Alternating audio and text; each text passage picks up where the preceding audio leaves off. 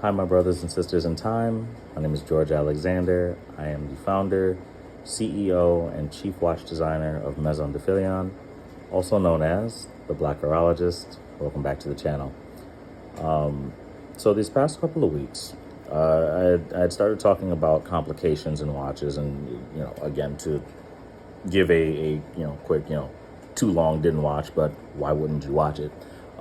Complications are going to be really any additional function on a timepiece. So putting that very, very plainly. We talked about tourbillons last week. And honestly, today I was going to get into more complications. And honestly, we'll pick up that series next week. But today I want to talk about something a little bit more special to me. And something that, will give you sort of a glimpse into the way I think, the way Maison run, and just, what goes into designing a watch for me. But before I get into that, I need you to like, comment, smash the subscribe button. Y'all know what to do. Y'all have been on YouTube long enough, right? So today I want to talk about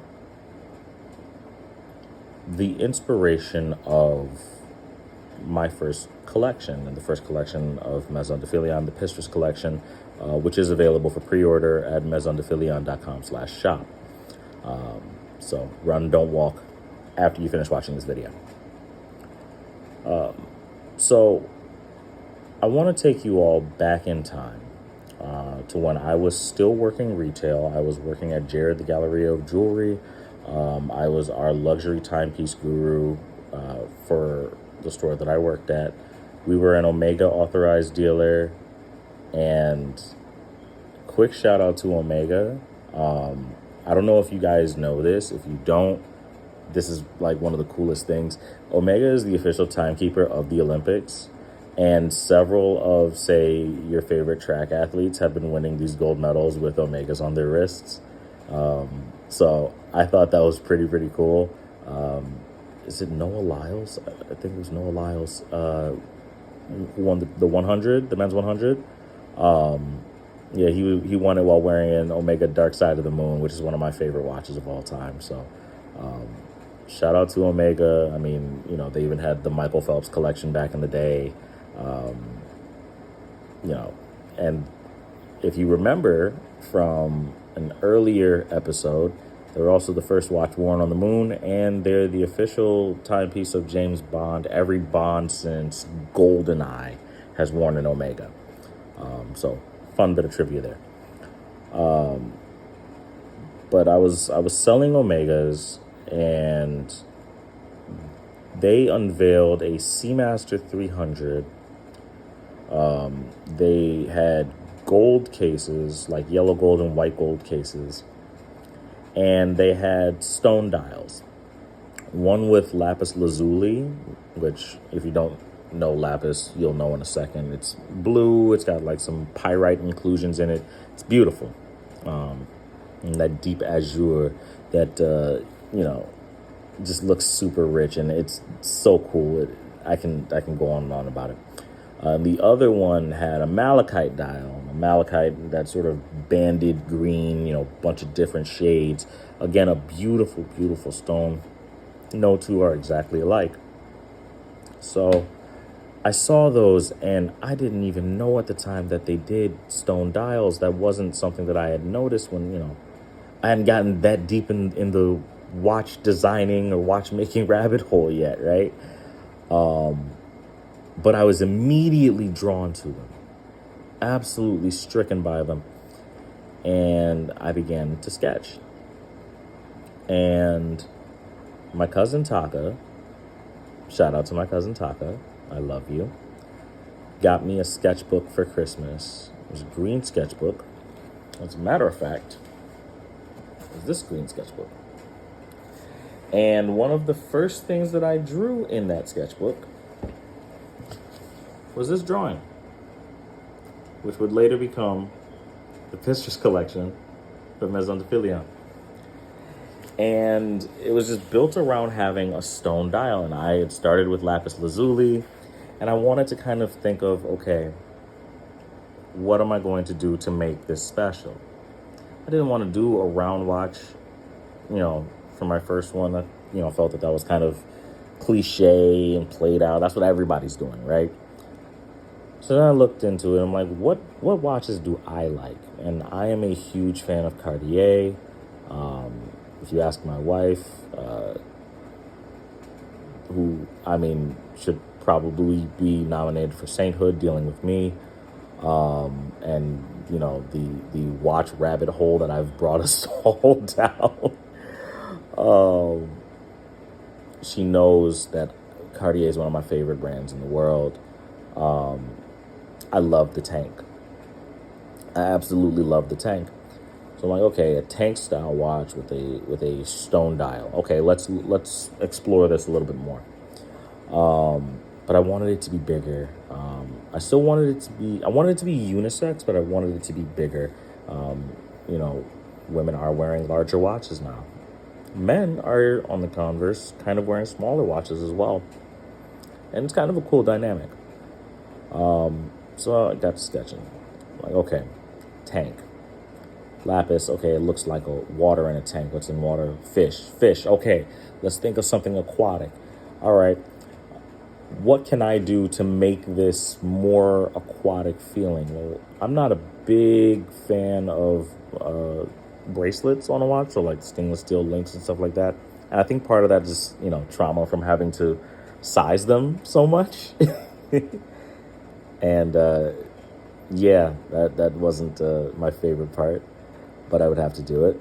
So I'm like, okay, I want it on a strap. Let's look into aquatic leathers. And originally, the entire Pistris collection was supposed to be different color shark straps, but my supplier could only get me shark in black. And I started looking at it, and I'm like, because my original thought for Pistris, before we even got to like having a whole collection and all of them on different color shark skin straps, I had thought stingray, but then I saw shark. I'm like, okay, that's a bit more aggressive. Sharks are a bit more aggressive. It's more of a sea monster. Pistris is Latin for sea monster. All right, cool. But being unable to find, that shark skin in the colors that I needed to go with the stone dials, it led me to stingray. So the first watch in the Pistris collection, and the one that you saw in that sketchbook, is this here. This is Pistris Lapis. 316 stainless steel, so it's hypoallergenic and it won't rust. It's got a sapphire crystal, so it's going to be very scratch resistant. It has a Swiss quartz movement, so it runs on a battery, obviously. But it's a Swiss movement, so you know that it's held to a very high standard. Swiss Ronda movement, to be specific. I can go further into that rabbit hole, but let's just say it's a Swiss Ronda quartz movement. It has a genuine lapis lazuli dial. And that's kind of where some of the craftsmanship comes in, because it's hard to cut these stones. These stones are brittle. So it's hard to cut them into the proper size and thinness to be able to accommodate the hands. I designed everything about this watch, down to even the measurements and the lug size, because I wanted to be very exact. Anybody who knows me knows that when it comes to me planning something or me designing something, I'm very exact about those details. So, of course, we've got our logo, the House of Stars, on the back, and on the buckle, and on the dial, and then this beautiful blue stingray strap. Now, the interesting thing about stingray, and I had gotten worried about it before until I did a little bit more research, and so stingray, because there's not a set uniformity to those scales, you get a phenomenon like this. Now, it's still got all of its structural integrity. It just gives it a bit more character, right? I love this watch. I remember seeing this when they came from my manufacturer and just almost crying. Just it, to take an idea and really bring it to life is special. So, obviously it started with lapis, and then, going back to the example set by Omega, I'm like, okay, what about malachite? Let me design a malachite one too. And honestly, I got all of these made at the same time, but the idea and the design and, the conceptualization of it, the concept came, beforehand. Like, okay, if we're doing this with lapis, we're going to make a variant also with malachite. Ooh, excuse me, y'all. I'm not even going to edit that out. I'm tired. It's been a long week. All right. So, Pistris Chrysocolla, I used the Google Translate, put malachite into into the English part, and for Latin, it spat out Chrysocolla. Because I wanted the names to be like when you're at like an aquarium or a zoo and you see the Latin name of an animal. That was kind of my idea there. Now, I thought of doing stingray here, but I wanted a third skin. So I'm like, okay, if I got shark for Noctis and Marmor, which we'll get to, and I've got stingray for Lapis and Ignis, which we'll get to, I need a third one for Chrysocolla just to make it more special. And I think that this one has been sort of a crowd favorite since I unveiled the collection, right? So, of course, you see that beautiful malachite dial. It even inspired me to paint a wall in my house malachite, like with all the different bands of green and stuff. And it turned out beautiful. Green crocodile skin strap. And again, it's super versatile. It wears really well. It's incredibly comfortable. And this is actually, fun fact, this is actually the first of the Pistris collection that I wore. So when they came in, this was the one that I put on first. And I know that I'm, breaking all kinds of rules by handling this without a watch glove on. But I've got washcloths with my logo on them too, so I'll be very vigorously, polishing my fingerprints off of these for when I have to go and show them, right? So rounding out the original designs for this, because honestly, the Pistris collection was supposed to be 3 watches only.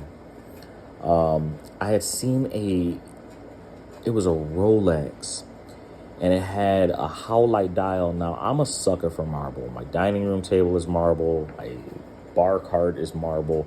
I love marble. Marble is one of my favorite things in the world. But I saw this Rolex, and I want to say it was either a date just or a day date. I can't remember offhand which one it was. I want to say date just. And it had a Howlite dial. And Howlite looks a lot like marble. I'm like, okay, I love that. So getting that on a black sharkskin strap, this was, I jokingly call this the middle child of the collection because it's number 3. It was honestly supposed to be the baby, right? It was supposed to just be the blue, the green, and the white. Now, anyone who knows me knows that once I've had an idea, I'm going to run that idea until I'm satisfied with it, right? And until I've exhausted every bit that I can from it. So the next thing that I thought was, okay, I've got this white one. Why not a black one? Why not black marble? I love the idea of black marble. And shout out to my manufacturer who was able to find me Nero Marquina black marble and came out with Pistris Noctis. So it is the literal twin of Pistris Marmor. Both on the black shark strap. Everything the same except you got Howlite and Nero Marquina dials. And this is another crowd favorite. Like, this one is so elegant and so, like, it just looked like money, don't it? So then I'm like, okay, I need one more. I don't know what made me want to do one more, but I felt it. I felt, it's not complete here. And, you know, quick aside, I am a very proud 2010 initiate of the Delta Beta chapter of Kappa Alpha Psi Fraternity Incorporated. So my love of my crimson and cream, I started to think, okay, how can I get close to that with this collection? Obviously, crimson's a little bit hard, but red will work. I had originally designed Pistris Ignis to have a carnelian dial, but then my manufacturer, in their infinite wisdom, suggested rainbow stone and sent me a picture of it. And I'm like, okay, that's actually better. That's objectively better. So Pistris Ignis is sort of the twin of Pistris Lapis. And the fun thing about them is Pistris Lapis was the first, Pistris Ignis was the last, right? Both Stingray. You got the Lapis dial versus the Rainbow Stone. And so you kind of get an idea for, how I went about designing this first collection. And just to give you a kind of peek behind the curtain and a preview of what's next, obviously we have more collections to come out with after we've, finished and closed the book on the first wave of Pistris watches.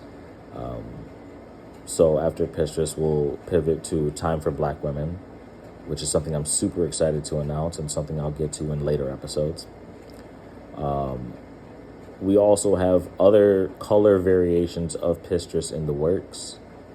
And then finally capping that off with, a very, very exclusive run of what I call Pistris Rex, which is going to kind of tie the whole collection together. But again, we also have some other designs and silhouettes and collections that are going to debut within La Maison.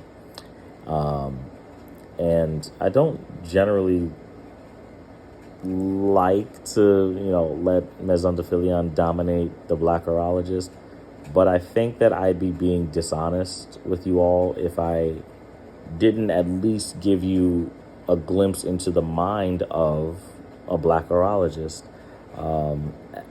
as I endeavor to, bring you nice watches that you love and that, tell a story and that, you can attach to significant memories in your life.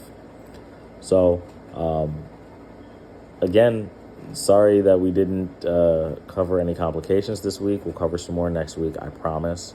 I'm thinking that we're going to kind of look into complications that are common within like a dive watch or a sort of more seafaring watch, like say a screw down crown or a unidirectional rotating bezel. But we'll get there. But I definitely wanted to, just take the time and share